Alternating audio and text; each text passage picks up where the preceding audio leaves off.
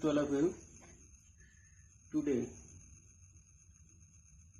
I will discuss about chapter friction of your science book. In the previous classes हम लोगों ने previous classes में discuss किया था फोर्स एंड प्रेशर का।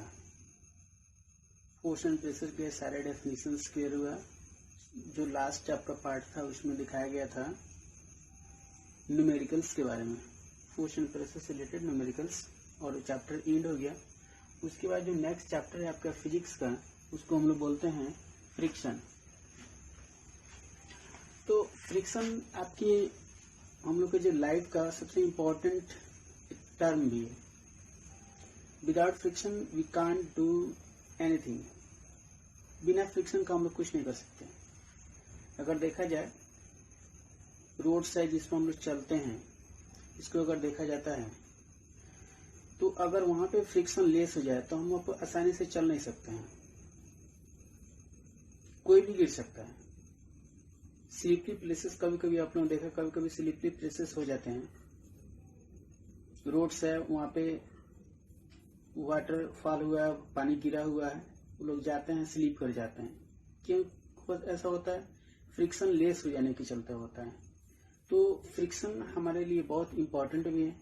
जितनी भी बसेस गाड़ियां चलती हैं वहां पर फ्रिक्शन की आवश्यकता है। जो रोड्स बनाए जाते हैं वहां पे अगर फ्रिक्शन लेस रोड कर दिया जाए तो मैक्सिमम एक्सीडेंट होगा। इसलिए फ्रिक्शन लेस नहीं है, फ्रिक्शन भी हमारे लिए इम्पोर्टेंस है। फ्रिक्शन अगर अधिक है तब भी हमारे लिए खतरनाक हो सकता है, डेंजरस हो सकता है। और फ्रिक्शन कम है तब भी दिक्कत हो सकता है। तो उसी फ्रिक्शन के बारे में हम लोग डिस्कस करेंगे। जनरली जब हम लोग बोलते हैं तब भी देखते हैं कभी कभी वर्ड स्लिप कर जाते हैं, या बोलते हैं तो कम्प्लीटली, तो वहां पर भी इसकी आवश्यकता है। मतलब कोई भी वर्क आप करते हैं, कोई भी वर्क कर रहे हैं, उसमें फ्रिक्शन की आवश्यकता है। कहीं मैक्सिमम है, कहीं थोड़ा है, उसको हम लोग देखते हैं। So first of all we have to discuss term friction. तो इसमें पहला क्वेश्चन हो सकता है व्हाट इज फ्रिक्शन? फ्रिक्शन है क्या है फ्रिक्शन? इसमें देखते हैं a force that opposes motion between two object that are in contact with each other called friction. एक ऐसा फोर्स, एक ऐसा फ्रिक्शन है जो दो ऑब्जेक्ट के बीच में जो कांटेक्ट वाला जो एरिया रहता है, जैसे ये एक सरफेस हुआ, ये हुआ, एक हुआ, इस पे अगर कांटेक्ट में जो सरफेस कांटेक्ट कर रहे हैं, जो एक दूसरे से सट रहे हैं, कांटेक्ट में आ रहे हैं, उनके बीच जो फोर्स लगता है, और फोर्स क्या करता है? उसके मोशन को अपोज करता है, यानी रोकता है। उसको हम लोग क्या बोलते हैं? फ्रिक्शन बोलते हैं। ये फोर्स भी क्या है? फ्रिक्शन भी क्या है? एक फोर्स है दैट अपोजेस मोशन, जो मोशन को रोकता है, between two object that are in contact, अगर कांटेक्ट में है और उसमें से उस ऑब्जेक्ट को रोक रहा है, मोशन को रोक रहा है, कॉल्ड फ्रिक्शन। तो जनरली देखते हैं कि जब भी गाड़ियां चलती हैं तो वहां पर देखा जाता है, जब गाड़ियां चल रही होती हैं तो जो पायलट होता है, जो ड्राइवर होता है, गाड़ी जब चलाता है, जो ब्रेक जैसे ही लेता है तो रोड्स और टायर्स के बीच में कुछ न कुछ उसमें होने लगता है, रब होता है, रगड़ होता है। रगड़ होने के बाद धीरे धीरे क्या होता है? वो रुकता है। अगर वहां पे फ्रिक्शन रोड्स में थोड़ा भी अगर स्मूथ सरफेस हो, स्मूथ रोड हो, एकदम फाइन या स्मूथ हो, तो वहां पे ब्रेक वर्क भी नहीं करेगा। तो इस केस में एक्सीडेंट भी हो सकता है। इसलिए फ्रिक्शन वहां पे टायर्स को आप लोग देखते हैं, टायर्स जो भी बनाए जाते हैं उसमें देखते हैं कि स्लीपर्स उसमें रहते हैं, जिसकी वजह से उबड़ा खाबड़ रहता है, उसमें कटिंग रहता है, डिजाइन बना हुआ रहता है। इसकी वजह से क्या होता है कि वहां पे फ्रिक्शन वर्क करता है और आसानी से गाड़ियां चलती हैं।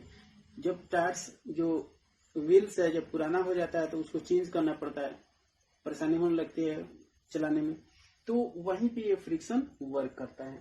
अब इसमें हम देखते हैं कि कॉज ऑफ फ्रिक्शन, फ्रिक्शन का क्या कारण है, कैसे उत्पन्न होता है, क्यों उत्पन्न होता है?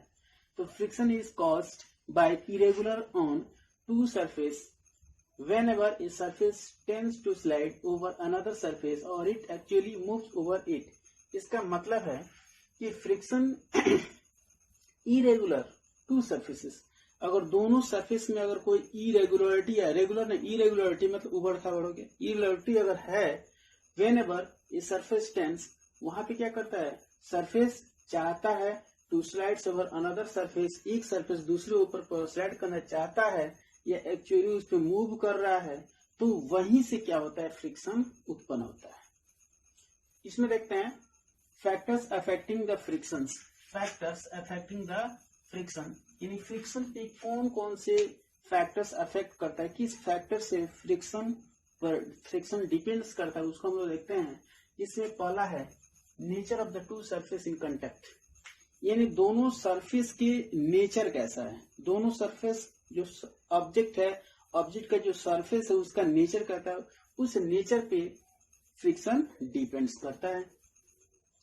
एक हो गया the force with which the two surface are press together, एक ऐसा फोर्स, एक उस फोर्स पर भी डिपेंड करता है जिस पर दोनों सरफेस एक दूसरे से प्रेस हो, यानी दबा गया। कोई एक सरफेस लेते हैं, एक स्पंज, एक कोई ऑब्जेक्ट लेते हैं, उसको जोर से प्रेस कर देते हैं, बहुत हाईली फोर्स लगाकर उसको प्रेस कर देते हैं। प्रेस कराने के बाद तो वहां पे फ्रिक्शन मैक्सिमम होगा।